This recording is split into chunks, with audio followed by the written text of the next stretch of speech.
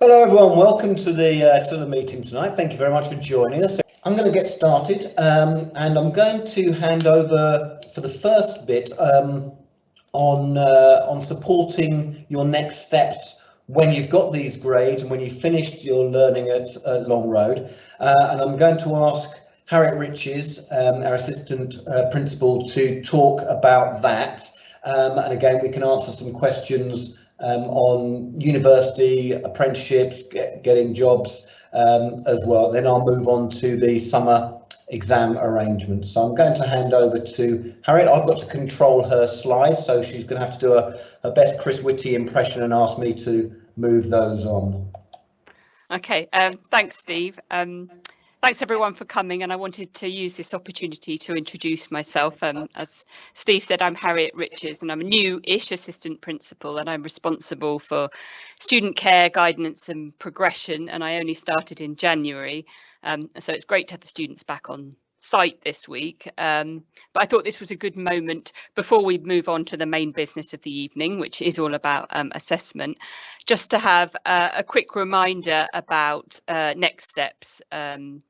So I thought I would start with a quick run through around next steps with UCAS. So Steve, can I have that first slide, please? You probably know, if your son or daughter is going down that route, that the deadline for UCAS was put back 2 weeks this year. So the deadline wasn't until the end of January. So it's kind of put everything back a little bit. And so some universities may still be working through applications and processing offers. And this is particularly true for those courses that require interviews or portfolio assessment. So you'll be automatically notified of any updates in the process via email. So you'd need to sign into your UCAS track using the same personal ID and password that you set up at the beginning of the process. And you will need to respond to the offers that you have been sent, or the offers that you will be sent in future. And you'll be given an individual reply by deadline for this. So there isn't a kind of blanket deadline, and you'll have enough time to weigh up what's right for you. So that's kind of the next step in the process right now. One thing to remember is that if you don't receive any offers out of your 5 choices, or you decide to decline any offers that you do get, you don't need to panic.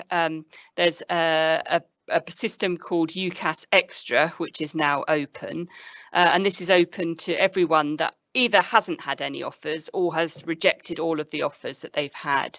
And this might be useful if you've decided to kind of think slightly different around your subject. You can explore alternative or related courses that might fit the bill, but give you an alternative to perhaps your original choices. And for this, you do need to check the entry requirements for the course and the institution that you're interested in. But then using the same track system, you can make a new application. And I think this is really useful to remember if you have a kind of change of heart, or if you haven't received the offers that you were hoping for. It's free. You don't have to pay any more if you've already used your 5 choices. There's no limit to the number of applications that you can make, and you can apply up until the 4th of July. The only difference is that you have to do these applications one by one. So you make one, you get an offer, you make a choice about the offer, you decline it, and then you can move on. So it's just worth bearing in mind that, you know, it's not the end of the process if you haven't got what you want at this stage. After that, clearing opens, and you may be familiar with clearing. This opens in early July and is the opportunity to find another course if at that point you've decided to reject your firm acceptance. And then what happens when we get to results day, which this year is the 10th of August, if you don't meet the conditions of your offers, you can then go into clearing to see what's available. And I think this is really important just to point out that lots of universities have lots of courses going into clearing these days. It isn't, you know, last chance saloon. This is really is the opportunity to find something that suits you.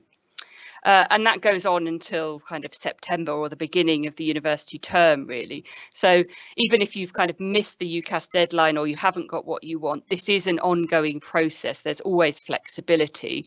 And it's never too late to explore the options. University open days and applicant days, or taster days as they're sometimes called, continue throughout the spring term and into the summer term. So there's lots of chances to get a feel for a place. A lot of it's obviously happening virtually at the moment, but as we move into the summer, some of those opportunities might open up and you get the chance to visit a place properly. And there's also the UCAS Discovery Days, which are coming up in May. The East of England event is the 11th of 12th of May. And this is a kind of a big virtual event this year that covers both university and apprenticeships. And we know that from the replies to our recent survey that there is a lot of interest in apprenticeships. So do flag that one up and explore it. It's not just about going to university. All of the details for these processes and these opportunities are on the UCAS website, so you can look that up. But always remember that you can ask your progress coach for guidance if you're not sure, or for help with making these late applications. So make your progress coach first port of call. Can I go on to the next slide, Steve, please? For those that aren't heading into higher education, we'll be offering lots of advice and activities to support that transition into employment as we move into the summer term and we move into the period of students moving out of Long Road. And I know that that must seem a little bit scary at the moment, but we are engaged with local employers and have lots of local labour market information, which really does tell us that things are opening up. So the future is getting brighter. And we regularly advertise opportunities for jobs and for work experience on our Moodle pages and in our regular careers e-mag, which I'll talk more about in a second. And we also have lots of information, including a series of films on apprenticeships available on our ClickView channel. We have a few events coming up. Obviously this year we haven't been able to have a on-site live careers event, but the head of progression, Andy Goodwin, who's here answering some questions this evening, and his team have been hard at work creating a series of information films, about 15 films that cover all sorts of opportunities that will be going live from next week on the 17th of March. So do check them out, because they're covering all sorts of different next steps with insight into lots of different industries, including law, STEM careers, construction, music and events management, finance, health and third sector careers, as well as some alumni interviews and insights from local employers, big employers such as Cambridge University Hospitals and tech company Arm. So they are going to be really wide-ranging in what they cover. There's also a big regional event organised by Form the Future coming up on the 25th of March, which is called Opportunities Ahead Live. That is live virtually, but it will again engage students with lots of different opportunities in the area and lots of information about apprenticeships and employment. And I put the link in here so that you can follow that up for more information, but obviously we'll be advertising it as we move ahead to all students. For our leavers, we'll also be offering guidance, interviews and support for next steps into further education, training or careers. And we're also working with local partners to develop some key skills that will really help them on their way as we move into the summer term. And then I move on to my final slide, please, Steve. I just wanted a quick reminder of the resources available, which we encourage you to engage with through our Moodle site. You'll have to log in through your son and daughter's Long Road login, but we have a lot of information and resources that cover higher education, apprenticeships, what to do on a gap year, as well as job vacancies, work experience and general advice around employability and job seeking. And there's also some really useful careers software where you can engage in a lot of quizzes and questionnaires, which will help those that are really unsure about what to do to explore their options and kind of encourage some self-reflection to help them in their next steps. I just included key contacts here. Obviously, teachers are a source of great information for subject related careers, and the first port of call, I guess, to relate the subject that you love to the real world and the opportunities that you might pursue. Your progress coaches are always there to discuss progression and careers as part of progress reviews. So make sure that you take advantage of the guidance and the service that we offer as we move into that kind of last phase with us. And I've also included our head of progression, Andy Goodwin's contact email here, who's always happy to answer questions. I've put the link on there. It's agoodwin@longroad.ac.uk. And he will be sending out the next issue of our careers EMAG tomorrow. So have a look out for that in your inbox. So it's really just a very quick overview of the support that is available, but also a little bit of advice on next steps. But we're always open to answering any questions. So just get in contact with Andy or Progress Coach or myself, and we will try and help on an individual basis. So on that note, I will hand back to Steve to get down to the business of the evening. Thank you, Steve.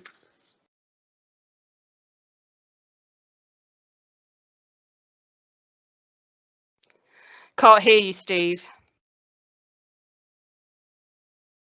I'm so glad that wasn't me. We couldn't get through this evening without you're on mute comment, could we? I think. Anyway, what I was saying, if you were lip reading, was that thank you for that. Lots of information about progression, and as I say, that's the most important thing. We want to make sure that students are in a good position to progress to their next steps, whatever those are. So let's have a look at how grades will be awarded. And I've had a look at a number of the questions that are already popping up, and hopefully I'll be able to answer those in the course of the presentation. So I'm just going to go through it, and then we'll pick up some of those themes as we do. First thing I wanted to say was, we really do understand how difficult this past few months has been. It's just coming up to a year since this all started. And I remember when we looked like it was going into a lockdown period, I remember saying to the principal, my biggest fear is that we won't get all back into college before the summer holidays. And that was last summer. As it happens, we've had this continuation of disruption. We've also had a number of changes of policy and process going through, and people have talked about the goalposts being moved. We often talk about that. I will use football analogies. We've talked about the goalposts being moved. Well, with the exams being cancelled as they were on January the 4th, when that was announced by Gavin Williamson, the goalposts weren't moved. They were ripped up and taken down. And effectively, we've been asked to come up with a whole new system and a new way of deciding the results whilst we're still playing the game. And that makes it very, very unnerving for everyone, and we totally understand that. From a personal point of view, I've got a son who's in year 13 and is sitting A-levels this year, so I'm getting that anxiety from home as well as in college. So everything we're doing is to try to make it as best for you as we can. Just going on to how this is working then, and why the exams were cancelled. I think that's an important starting point. The premise for why exams were cancelled was because it was recognised, and I have to say it was recognised eventually. We'd been saying it for some time, that the learning that had been lost varies around the country. People were in very different situations. We here had worked our rota system in a way that we thought was going to be best for keeping the college open. There were other sixth form centres where they were closed for weeks at a time. We know, and we were saying for a long time, it's going to be different all around the country, school by school, region by region. And it was eventually recognised in January that no nationally set exam could fairly test for all of those variations in experience. It wouldn't be fair to say that one exam that was written, probably a year and a half ago by the exam board would fit all of those experiences. It needed to be something that was more localized and contextualized to the institution. One thing I would point out is they weren't cancelled because they didn't think we'd be able to carry out exams safely come the summer. The hope was always that the pandemic would be more under control and that we'd be back in colleges and schools by the summer, as we still expect to be. And in fact, some exams still took place in January. We made the decision to cancel those January applied subject exams, but they did go on in a number of other colleges and went on very safely as far as I'm aware. So it was about the nature of those national exams. They couldn't be done in a fair way. It wasn't because students didn't, it's not that A-levels have been cancelled themselves, it's just the national exams have been cancelled. So they had to come up with a new process, as I mentioned, the goalposts ripped out. And I've just talked that through because I think it's important to see where we are. So we are currently really still in the middle of that process. Gavin Williamson cancelled those exams, and his job then was to instruct Ofqual, who look after the exam process and tell the awarding bodies, the exam boards, what to do. So he told them to cancel the exams and to come up with a new system. Ofqual came up with a consultation that I know a lot of you looked at, and they then told the exam boards to develop guidance and support for the schools to assess your learning. That's where we are at the moment. We haven't had that guidance from the exam boards. We're expecting it in the next 2 or 3 weeks. I hope we get it before Easter, but we haven't had that level of detail. Our next steps are to look at that guidance and make sure that we can decide the grades fairly. So it's completely understandable, and I've seen some of the questions you've asked where you're saying, well, we're not quite sure what's going to be assessed and what's not going to be assessed and what's going to count and what's not going to count. It's very, very confusing.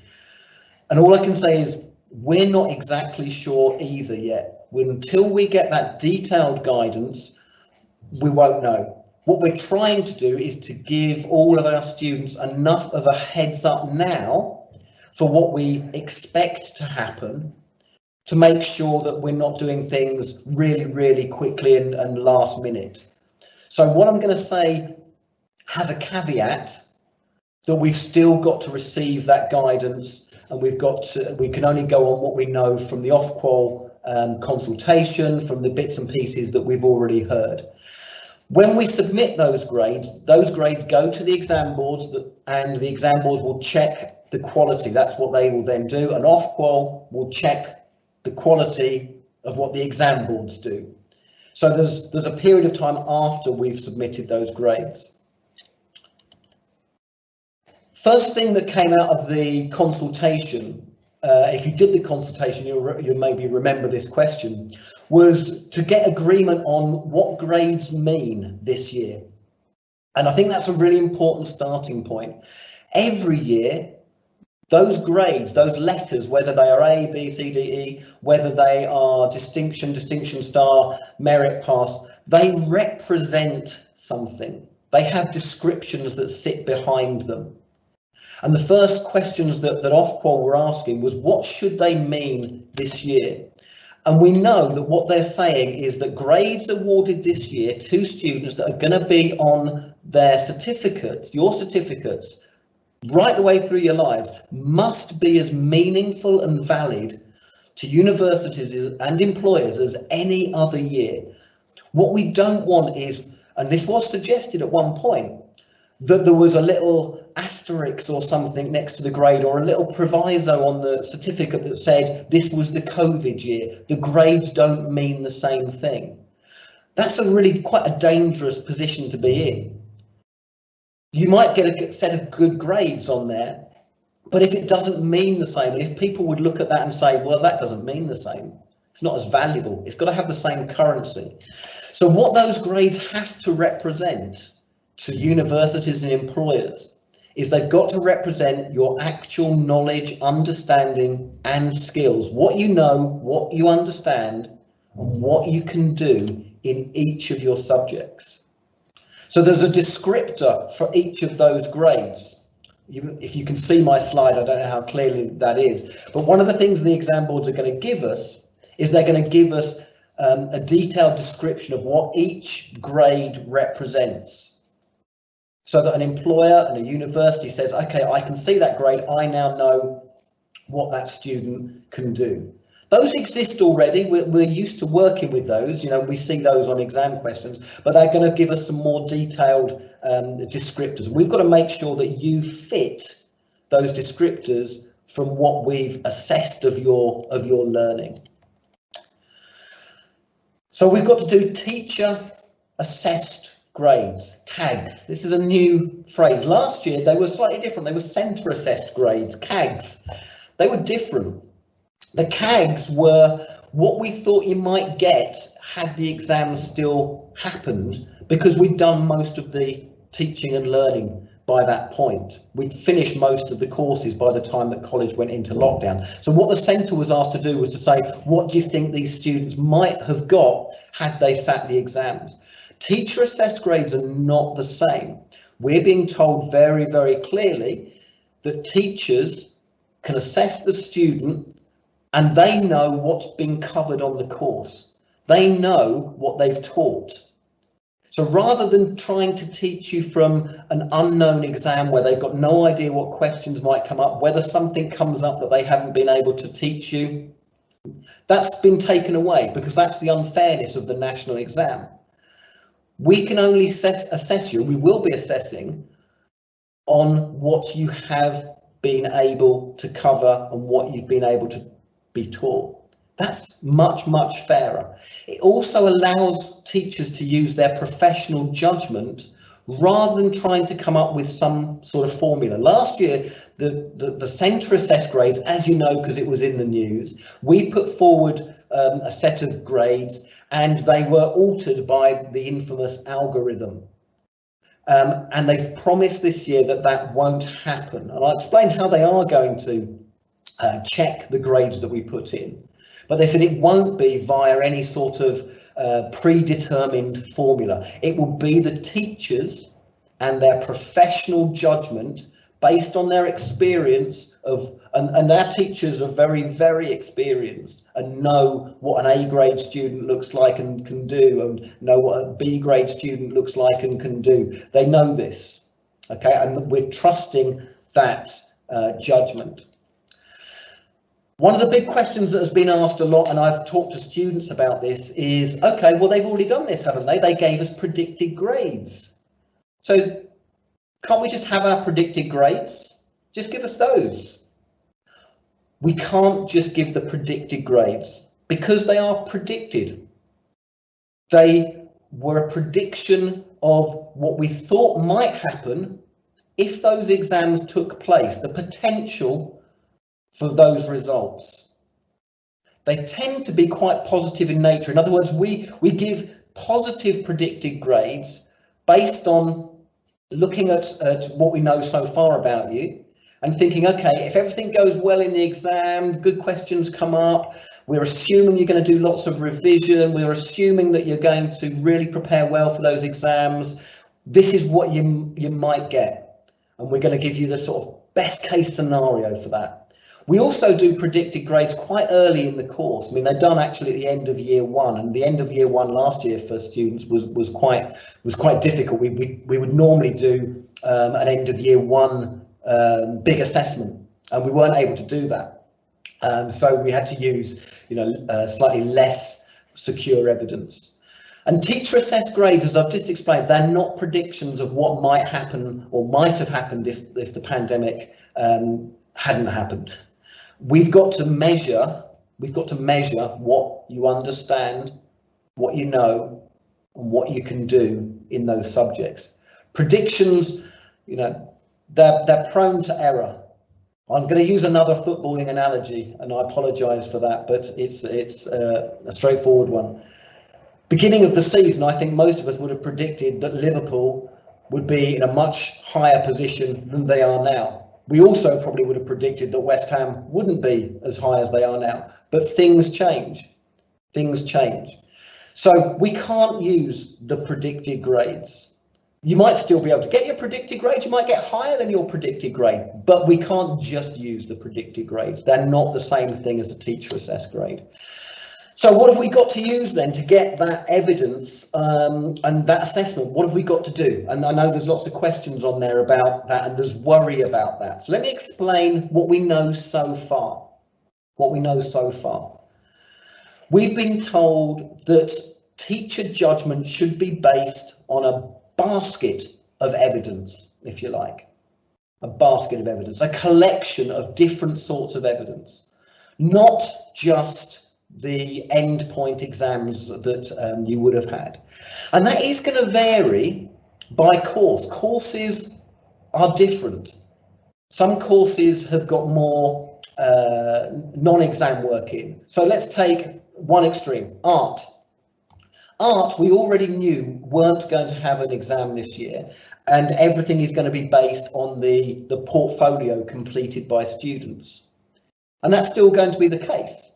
So that work that they've been doing in art and working really hard on is still going to be on that work.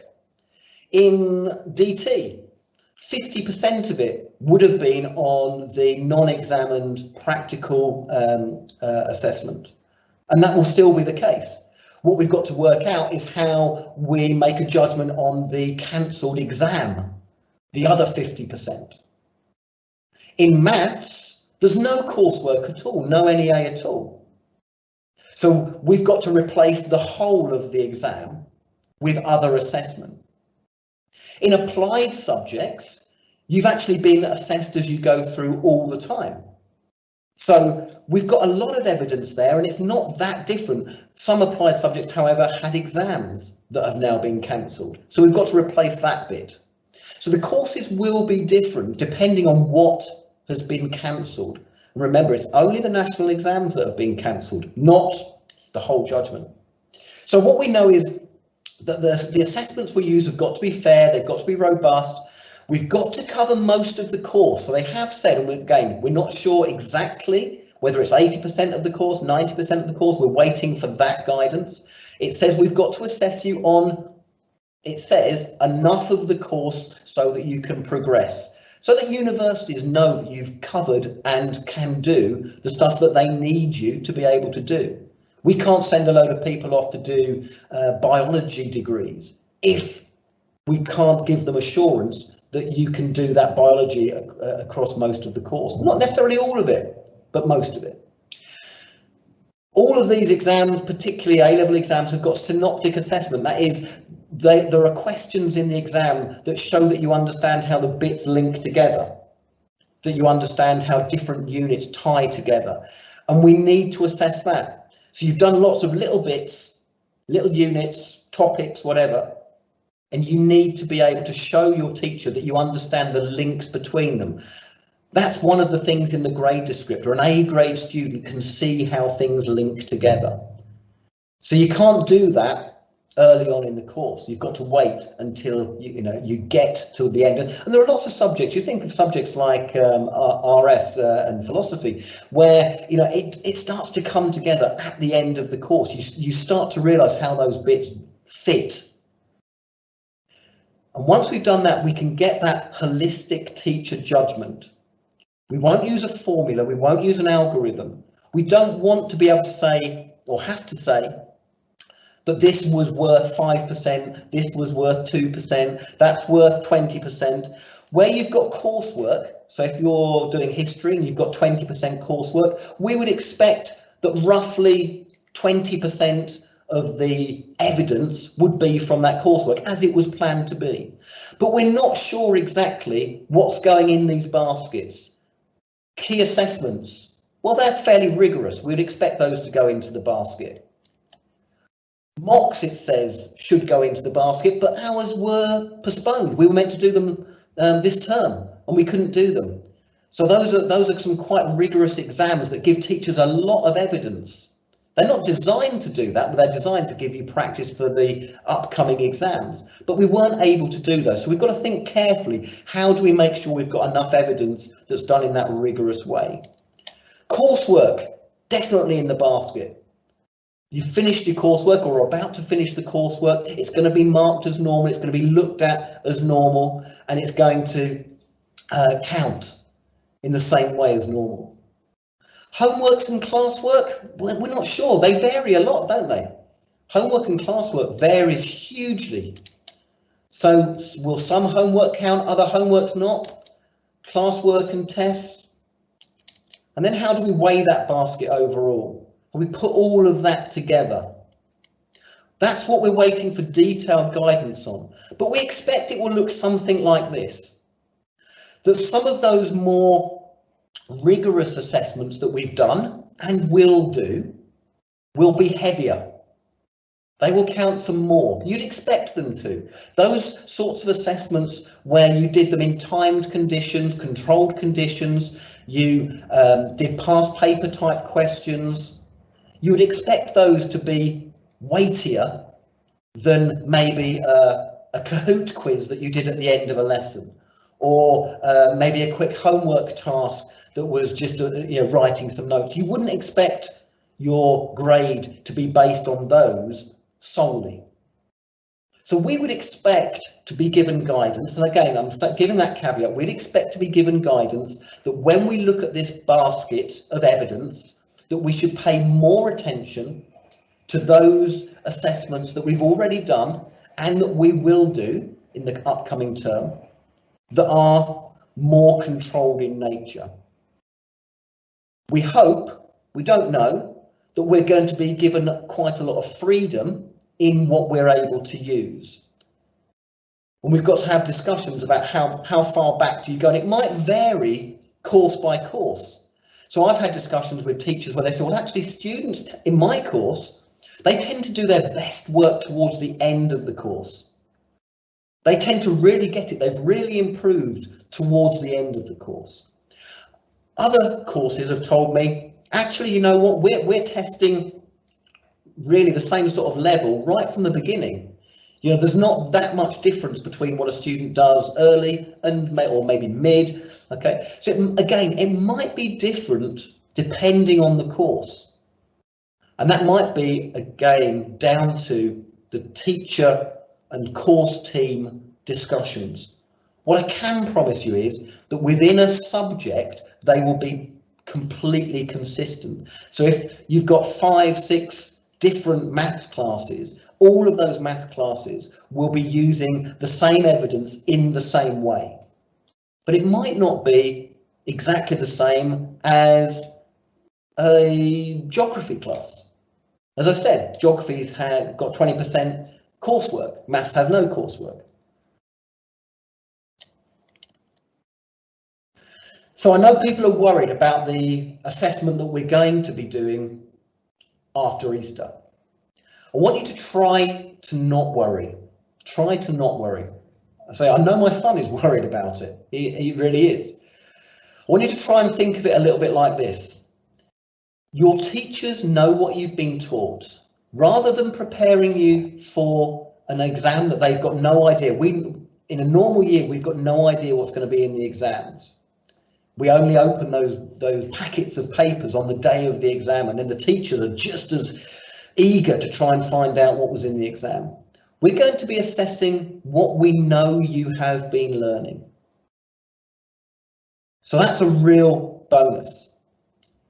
We can't tell you exactly what those questions will be, but we can certainly help you prepare for them. We can certainly help you prepare for them. And again, we're just waiting for that exam board guidance to see how much of a hint we can give you and it still be weighty, if you see what I mean. Because we can't cheat. If we cheat, we risk all of our results being changed. So we've got to show the examples that we're doing this properly. What I would say is you've already been assessed on a lot of work. Your teachers already know quite a lot about you. Some of you will be thinking, great, I've been working really hard. I've got good grades so far. I've got good grades. That's really good. That's a good position to be in. If the assessment at the end of your course doesn't go brilliantly, you've got that safety net. Your teachers already know stuff about you.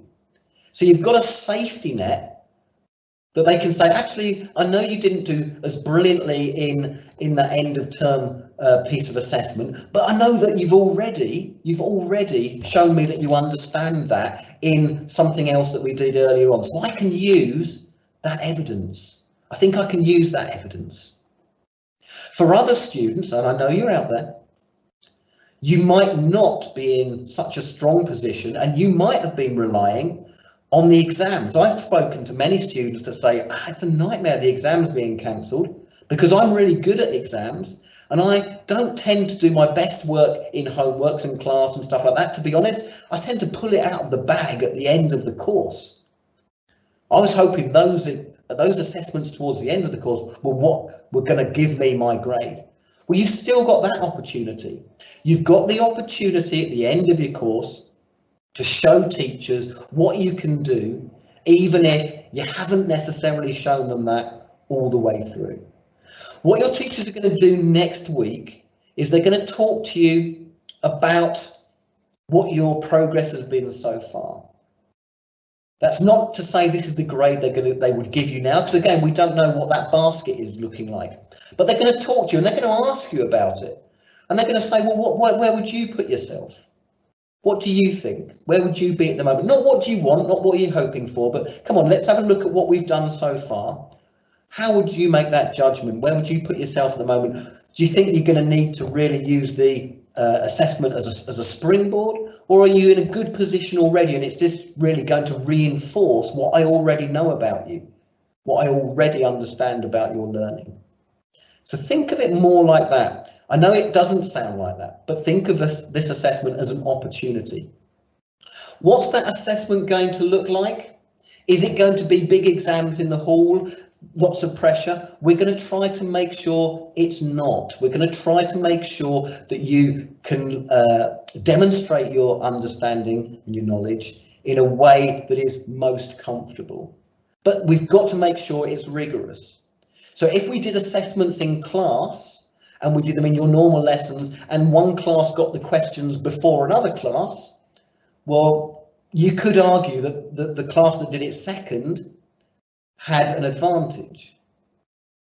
So we've got to make sure that there's enough assessment there that is done in a fair way, fair to everybody, where people can't say, well, hang on, that class got an advantage over my class. So that might mean we have to do some assessments at the same time to make sure that it's a fair assessment, but we're going to try to make sure that it is as unanxiety inducing as possible. Okay, we really are. We want you to be able to demonstrate what you can do. We're not trying to catch you out. So what will happen next? This is what you really need to know. We've told teachers and subjects to finish teaching exam content at Easter. So we wanted to make sure everyone was back in college, safely back in college and happily back in college. And we've said, even if you haven't finished, now most courses would usually aim to finish the bulk of the work, around about Easter time, and then start preparing for the exam. So we've said, okay, everybody stop teaching new stuff at Easter so that we can go back over things after Easter and help prepare students for these bits of assessment. So over the Easter holiday, as you would have done had there been exams, you should be revising your previous work, making those flashcards and all the rest of it. If you are finishing off some coursework, or if you're doing an applied subject and you're doing ongoing assessment, then of course you carry on with that. I'm really talking about what we're doing for the cancelled exam part. Okay, your teachers will be able to tell you the stuff that you should be revising. Okay, but again, as I said, we're only going to be testing you on stuff that you have done. We're not going to be saying, yeah, you've got to now learn this stuff that we couldn't get finished. Okay, it's only going to be saying, let's go back. Remember, we did this. Revise some of that. After Easter, when we've had that guidance from the exam boards, we will tell you in each course what that evidence basket looks like. Okay, so we'll be up front and we'll tell you, okay, in this subject, we've got the coursework, we've got the key assessments, we've got these assessments that we're doing at the moment. What I don't want to do is to say exactly how much those are weighted as, because it wouldn't be holistic, would it? So it wouldn't be an overall judgment.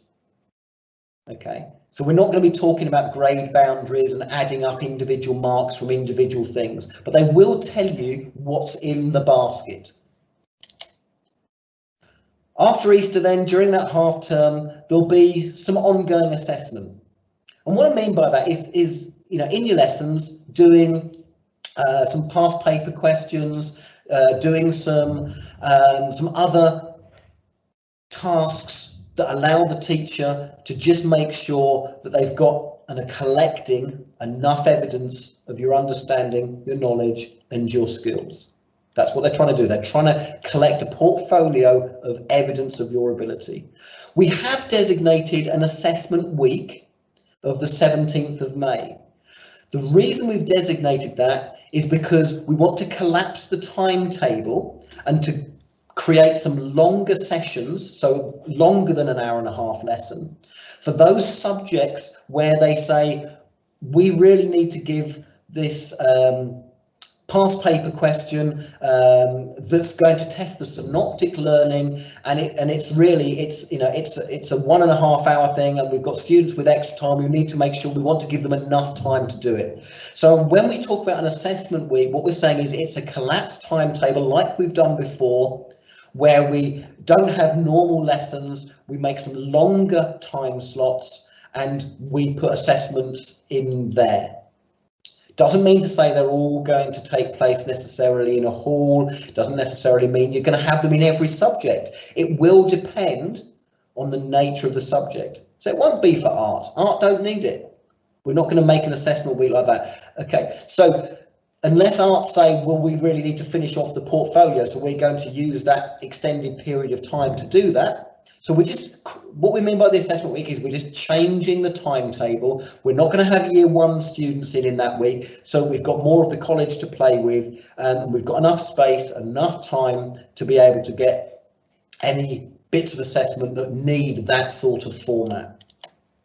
And we're going to finish, you're going to finish, I'm not going to finish, at half term, which would have normally been study leave. So we would have normally finished at May half term, and you would have gone on study leave, and you would have had 3 weeks after half term for doing the exams. But the good news is you finish early. You finish early. You don't have that exam period. You don't have that stressful exam period after half term. That's when we're going to be submitting those teacher awarded grades, teacher assessed grades to the exam boards. It's my typo. And then on the 10th and 12th of August, you get the results. So how are those checked to make sure that they are fair by the exam boards?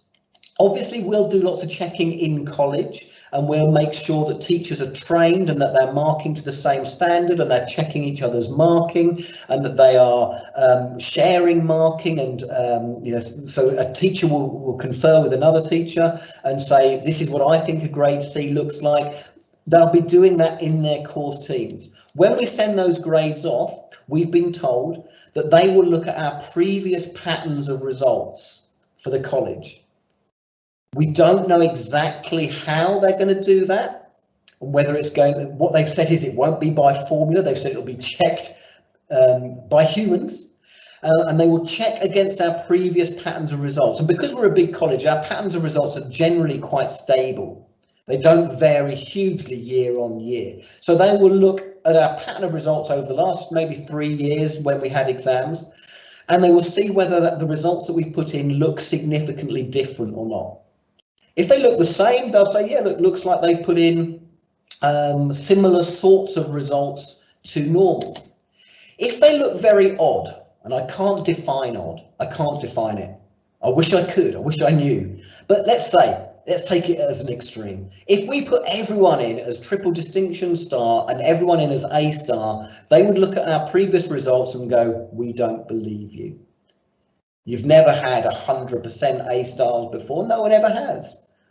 We want to look at the evidence that you've used to make those judgments. What they have said is that they won't apply a formula or an algorithm to do that work. So they won't just move our grades down and say, this is what we think they look like. And that's what happened last year. That's what they changed, and that's what went horribly wrong.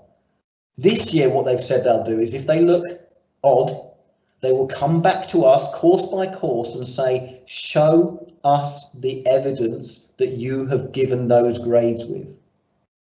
They'll also do some random sampling of centres. So they might say, okay, your grades look okay, but again, show us the evidence.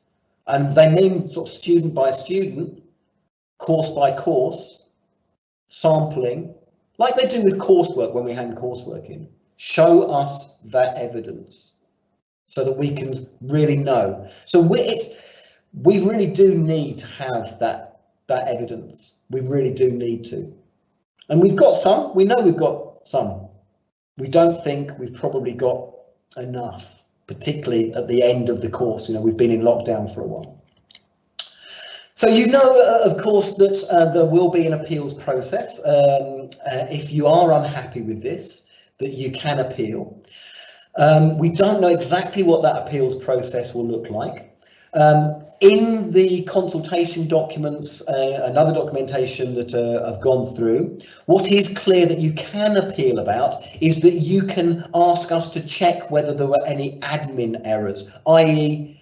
did we type the wrong grade in when we had to put it on the platform for the exam boards. So, you know, did we literally, someone pressed the wrong button, or, you know, mistook a student for another student? Okay, we're going to do huge amounts of checking. Obviously, we're going to have, when we put that in, we're going to make sure there are two people sitting there, one reading the name, one reading the grade, reading it back, checking to make sure.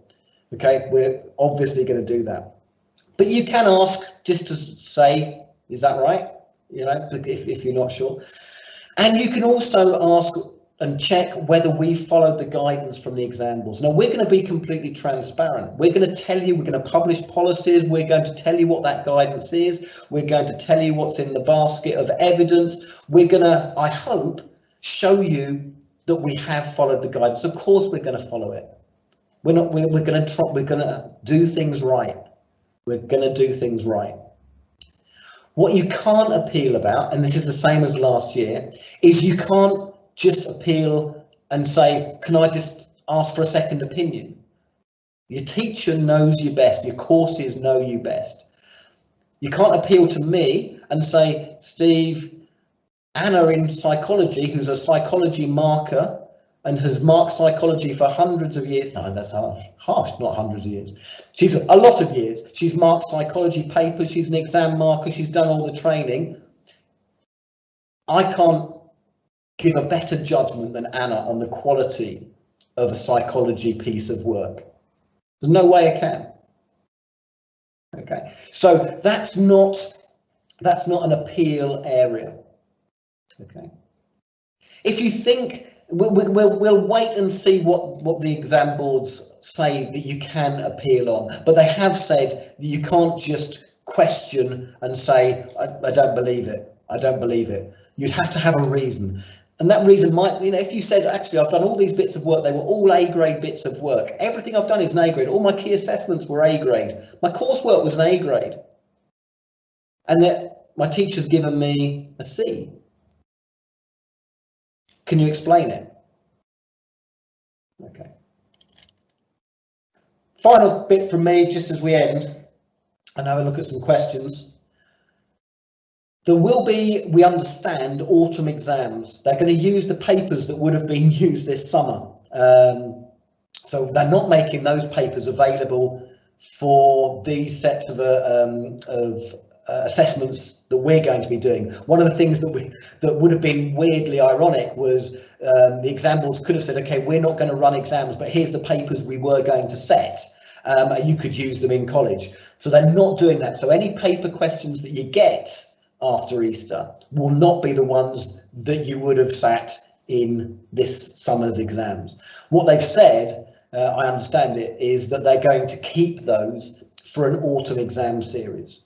So if you are really unhappy, if you have an unsuccessful appeal, and you say, no, I'm pretty sure I would have done better in the exams, then you can still sit them. So you can sit them in the autumn, and you'll sit the papers that would have been taken this summer. We think that this approach, the ability for your teachers to assess you on what they know they've taught you, on what they know about you, on everything that they've done with you, is much, much fairer. It might not be perfect, but we're in very, very different times. It is certainly fairer, we think, than had those exams just been put on in the summer. And finally, before I look at some questions, you really do have to understand your teachers want you to do well. Of course they do. They are not here to try to catch you out. They want you to do well. But they have to have the evidence to prove that, because they could be asked. They could be asked literally, show me this student's work that you've based that grade on. But they really, really want you to do well. And we will, I hope, have a good, positive end to the summer term and your time at Long Road, because I know it's been really disrupted. I know it's been horrible. As I say, my son's an A-level student and has really often told me now how much he's missed out on the normal sixth form experience. He's just really looking forward to going to university and having that university experience and hoping that that's going to go as well as possible. And that's what we want as well. You know, we really, really do. And then we hope that we're going to be able to get you back on site after all of this, you know, after maybe June the 21st, when maybe these restrictions, if everyone behaves themselves, these restrictions are lifted. And I hope that we can do what we've done in previous years, get you all back on site and get an ice cream van in and have a nice sort of proper goodbye. That's what we hope. So we've got a few minutes left. I can see there's quite a lot of people still in. I'm going to look at the big questions that are on there. Chris, I can see you there. Chris, can you point out any questions, or do you want to jump in on any questions? You can unmute yourself and talk if you'd like. Is there anything there that you think I really haven't addressed that's come up on the question? Let me just have a look through, because I think I've answered about 40 so far, and I've published quite a few, some that you've already covered, Steve, but might just want to take a minute or so just to have a quick look through, Steve, before you Okay, I mean the ones that have attracted the most likes, I think I've tried to go through, you know, about the this idea that the exams were cancelled, so why are there still exams? And again, all I can say is the national exams have been cancelled because they wouldn't be fair, but teacher assessment still has to take place. I can't really say it in any different way than that. Steve, do you want to talk about, say, a student test positive or they need to self-isolate because they were near someone in that lesson? Yeah, that's a good point, Chris. So if there are students that can't be in college, you know, because they're self-isolating, they've had a positive COVID test, for example, our aim would be to make sure that you can still demonstrate that evidence. So you could do it at a different time. I mean, I'm already saying that and I know, you know, I'm sure Chris it will as well. We'll keep the college open even over the half-term break, so that if there are students that have not been able to take part in any assessments, they can, because they've been self-isolating, they can come into college and do those at a later time. Whether we have to put on a different question or whether we just give them the same questions or tasks, it would depend on the course. It might be that if we can do it under sort of fair conditions, that they could do it at home. So I know, you know, it might be that you could do it in front of a webcam, and we could, as long as we can make sure that it is as robust as it needs to be, we'll make sure that it can still be done. And it will depend on which bits of evidence have been missed. as well, and how important it was to the teacher's judgment. So if it's one small piece of work that was missed, and the teacher feels they've got enough other evidence, then fine, then we say, okay, we've got enough other evidence, we don't need to worry. But if it's something that's quite critical, then we'll make arrangements for that to still take place. Okay, Chris was. I'd say also sort of try to reply to quite a lot individually, but about students knowing about sort of topics. So what topics do I need to study in a particular subject? Because it's going to be quite difficult in 7 weeks to assess 2 years worth of study. Yeah, and that's what we've asked. So we've asked courses to really focus on what they think are those most important areas. So I've asked course team leaders to be looking at their assessment that they've done already, and the things that they think they've got fairly robust assessment on, and the bits of the course that are important that they haven't assessed up to now. And that's the area that they will focus their assessment planning on for after Easter. So they will be able to tell you what those topic areas are. Okay, as I say, they can't tell you exactly what the questions will be, but they can remind you what the format of those questions might be. And so, you know, if it was in an exam, it might be like this. It might be an essay question, it might be a data response question, or it might be, applying a formula. I saw a question that earlier that related back to when the exams were still going to take place. One of the government's proposals was to give out advance information. Okay, so that disappeared when they cancelled the exams. So we will wait until the exam board give us the guidance on what constitutes a rigorous piece of assessed work. But just be assured, we will give you as much information as we're allowed to. As I say, your teachers want you to do well, so that they will do what they can do within the rules. We don't exactly know what those rules are. Chris, was there another one? Just bear with yourself, just flicking between the two. Just have a quick look on them.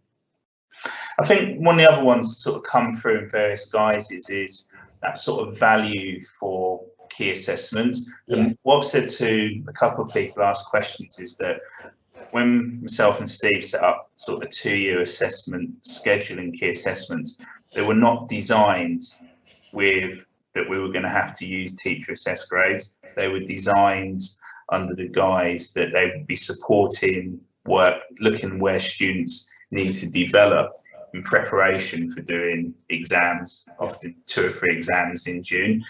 So the evidence generated, the grades generated are different to what we'll be doing post Easter. Yeah. So we can't say that KA1 is worth 3% and KA2 is worth 5%. We're not using that type of information, but they are an indicator of how a student has progressed over the past 20 months. Yeah, that's absolutely right. I mean, Chris is spot on that the way that exam courses were set up was using formative assessment, what we call formative assessment. It was there to help you understand how well you were doing and to practice. It was not designed to test you in the same way. So we completely understand that the key assessment that you did right at the start of year 1, there was no way that was going to be the level that we expected you to be at the end of year 2. Okay, it told the teacher a little bit about you, it told them a little bit about how you were progressing, but it wasn't a measure of your ability in the subject to A level or an applied general standard. So we understand that, and for that reason, we have to work cautiously about how we use information from previously in the course. And likewise, and another really big point that we completely appreciate is that when you took some of those assessments, you didn't think they were going to count. You didn't think that it was going to be that important. So, again, another reason why we do have to do assessments this half term or the next half term is is because of that. Because it wouldn't be fair if we didn't. If we didn't do them, we'd be basing our grades and our evidence on things where you didn't expect that to count, and you weren't at the level that you are at now. Just question, I haven't published it, it's just come in, it's just a little bit about when all students come back post-Easter, so April the 12th, and what we're going to do about health and safety, you know, in terms of spaces. And just to say that, as you know, we've obviously been doing the rota, you know, different year groups, that we're putting a lot of planning and time, and over Easter we're going to be providing that sort of furniture and facilities for students to be able to distribute themselves around the college site. It's something we're very aware of, and we're currently, the site staff, doing as much work as possible, and a lot of that will physically happen over Easter when students are not in, to make the site as safe as possible for all students. Yeah. And also with the home testing, which will be post sort of April the 12th as well, we'll be able to test regularly all students at home to see, obviously, people are coming in with COVID, which could then potentially reduce the sort of outbreaks and need to self-isolate within classes. Okay, thanks. Yeah, I mean, we are lucky. We are very fortunate that, as you can see behind me on my team's background, that, you know, we've got a big open site, and, you know, we're hoping that the weather, certainly better than today, we're hoping after Easter, you know, the weather is better, that in between lessons and at break times and things, you know, we'll be able to maximise the use of that site. We've got the marquee, we're keeping that. We've got loads more picnic benches and things on order. We'll put those around the site. You know, we'll make sure that we maximise the space that we've got. Just looking at any other questions there, I think, you know, there's still ones about predicted grades, which I think I've answered. I've answered about the end of the school year. Okay, I think I've answered all of those. I'll look through them, and what I'll do is I'll look through these, and if there are ones where there's big areas where I don't think I've covered them, you know, we'll get further information out, particularly once we get that exam board information. So thank you ever so much for joining us. I'd like to thank, you know, Chris and Andy and Harriet for answering the questions that have come through, and for supporting me with that. I hope you found it useful. I hope you found it reassuring. I hope that you feel that you can move forward positively. You know, this is what's going to happen, and, you know, the next steps are, nothing was going to be ideal this year, but this is the fairest way. It's the fairest way to try to let you demonstrate what you can do and understand, and know about your subject areas. Okay, thank you ever so much. A recording of this will be available. I'll make that link available tomorrow.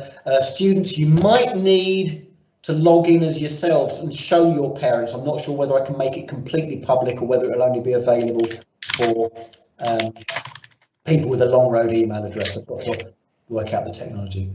But thank you ever so much, and have a good rest of your evening.